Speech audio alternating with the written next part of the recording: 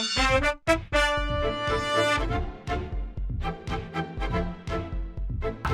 right, so we're here with Glenn Palmer, and we're just looking at the AGS rifle. We just put the RAM on it, and I'm just asking Glenn, you know, how he remembers seeing the model that David Craig had at the Big Apple Open in June of 1988. And Glenn, you said that you do remember it looking pretty much exactly like this rifle? Well, more or less, but the regulator they had mounted up here. Okay. It had a separate supply line to it. Separate supply line. I don't recall this hardware on the one that I saw at AGS. It had the tank mounted differently too, maybe? I don't recall how the tank was set up on it. But I mean, I do know that this was stuck to the side of the stock. There was lots of hosing. In terms of the pneumatic system, though, that's, you know, the basic layout is just like what this is. Gotcha. And then when you were there, did you actually get an AGS system from them at that time, or did you? No, later I talked to Dave on the phone, and you sourced the parts. Occasion, and basically, yeah. And you waited for them to get parts together to actually send me a kit. Okay, so they actually sent you a kit with the parts. Yeah, they sent me. And then that was the deal. And then and you told them, what did you tell them? You said, hey, I'm not going to build any My goal was to have one for me. Yeah. And I would give them all the information that I got from it. Yeah, and you didn't plan on building any for customers. You said, hey, you know, anything that I come up with, I'm going to hand back to you guys. I wasn't in the market. I wasn't in any train of thought to get me into production at that time. Yeah. I was very content to sit at a workbench and work on one gun at a time. And then when you actually started putting it together, which of those pieces that they sent you, were there three main pieces that they sent you? There was the switch. Let's see if I can see my hand. There was the switch, which was spring loaded, as we can see here. What model did you say that is for Clippard? I can't remember the name. You said like X4 or something? Yeah, something along that line, yeah. So there was the switch, there was the Clippard RAM, and then there was the welding regulator? Yeah, that big regulator there. And then the Clippard RAM. This is a two-directional RAM, is that right? Yes. And dual acting. Dual acting. It's not called two-directional, it's just called dual acting. Dual acting. So dual acting RAM, the spring-loaded switch from Clippard. Is it spring-loaded? It is, right? You press, because you press it in and then it comes back. It's pushed back with a spring. Whereas on yours, if we looked at the model that you use for production, it is pulled back or pushed back by your actual trigger linkage. Yes. Yeah. So that way I could get a delay between the first movement. See, I get to move the trigger enough to fire it before it hits the cylinder, hits the switch to activate it. Gotcha. That gives you your delay for a little bit of forgiveness there. All timing. Yeah. And with the spring-loaded one, how does that actually work into a problem when you're not using it's always cycling when you don't want it to. Oh, you have no.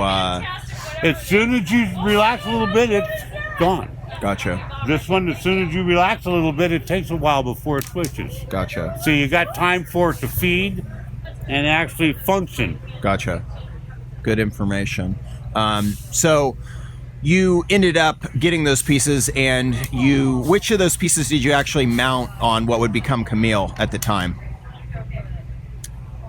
I think the only thing that's on it would be the RAM. The Clippard RAM. I think that's the only part of what they sent me that I ended up using. And when you went into production, because I went with the Clippard 4 PPX that's right here.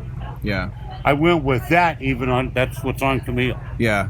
And so we have Hugo right here. Hugo was your second paint gun started as a semi, as your style semi? That was built right after I moved into the commercial shop in the summer of '89. And then, but it was the fourth, is that right? It was the fourth finished, or what number finish would you say Camille would be, or Hugo would be?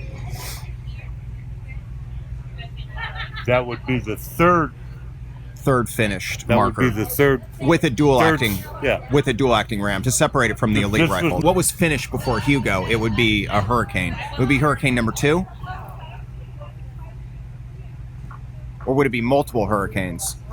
No, that would That would have been about it. Number 2. So number the 2 two, and maybe 3. So when we look at those pictures in the magazine where it has Camille number 1 and then Hurricane number 2, those would be 2 that would be done before Hugo and maybe another Hurricane. Possibly, yeah. Okay. I'm not that sure on. But so Hugo what roughly numbers happened when. Hugo falls into being the second production dual acting Ram semi-automatic that you started, and about the 3rd, 4th, 5th that you finished. Seems about right. Yeah, because we have to remember that in January of 1990, the Dogs of War used multiple semi-automatic markers in the Predator Cup. So what were they using? Because I don't think Hugo was done at that point. Because that would be January of 1990, and DeBone thinks that Hugo was done in March, and you think Hugo was done a little earlier. Sounds about right. So they must have been using maybe Hurricanes 2, 3, and maybe 4, you know? I don't remember how many were out there. But a couple Hurricanes would probably fall before Hugo. You know, and maybe Hugo was shooting, but not done for DeBone. Do you remember what the sequence was? Okay, I'm going to stop this. Was the one you got yours? So I know you told me nobody else can have one if I can't. Just to rephrase the question, Glenn is wondering what the sequence of semi-automatics he built was, and I believe that you and Rick said that you guys were shooting pumps in the Predator Cup when other players had semi-automatics, because you did have a couple players likely with Hurricanes in the Predator Cup in 1990, which APG writes was, you know, the Dogs of War used a new semi-automatic marker from Palmer's Pursuit Shop, but I think you and Rick said that you guys were shooting your pumps. Yeah, I dominated the Ironman in that one game. Yeah, my came after that. Yeah. Yours would probably be like later. Maybe not later, but not you know, much later. Yeah. Did you have it? The second one, wasn't it? No, it wouldn't be the second, because I would say Hugo was the second. Hugo. Oh, I thought you were talking Frank about the Stevens tornado. was the third. The second tornado. That sounds right. But you think that would be Hurricane? Okay, so say that again for me. Hugo was the domination. No, I didn't do domination until after I did Hugo. Right, domination came after mine. Yeah. Let's see, Hugo, and then Frank Stevens' gun. I was just calling Was you. number 3. But Frank Stevens' gun must have been finished before Hugo was finished, because I don't think DeBone got Hugo until March, right? When did No, Frank he- die? What year? Well, Frank had his gun way before that. Right before he died. he had to have used it, right? Are you on the fucking mic? Oh my god, you kick ass. So we're TBD on that for right now. Yeah, really. But it was early. Realistically, it doesn't matter because they're all in the same time frame. January 1990 is really when your customer guns were ready to be picked up or finished and played with. Well, for them to be used at the beginning of January 90, they must have been done Psycho Buddies in got December. theirs. The Psycho Buddies got theirs in like October of '89. Oh, the Psycho Bunnies must have been slightly later, because Dogs of War. History cards. What's up? I'll have to check back on some of the old history Because cards. that was the first ones that I sent out as a group. But the Dogs of War must have used their semis in the Predator Cup before the Psycho Bunnies had theirs. Yes. That's what I would say. That's what I would Yeah. say. So they might have been in that same time period, but after Dogs of War. In the Predator Cup, it was you and Forrest.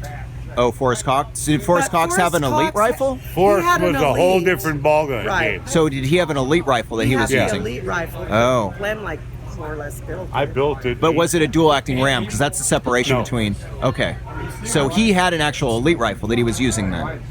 So was there another And Dogs of there War was, player with who else? one? Frank Stevens. Oh, had Frank his rifle. Frank Yeah, Stevens. Frank Stevens would So have that this. would that be This number was- 2 in the pictures? Frank Stevens in the picture where you have Camille and Hurricane number 2 laid out. Is that Frank Number Stevens? 2 was Larry. Not Larry Cyrus, your brother. No. It was a guy from in Southern Cal. Remember the one that went to APG that disappeared? Yeah. Oh yeah, that's what It you was- told me it before. was right around there too, but depends on. That's the one that had a brass muzzle brake on it. Oh. Huh. Cool.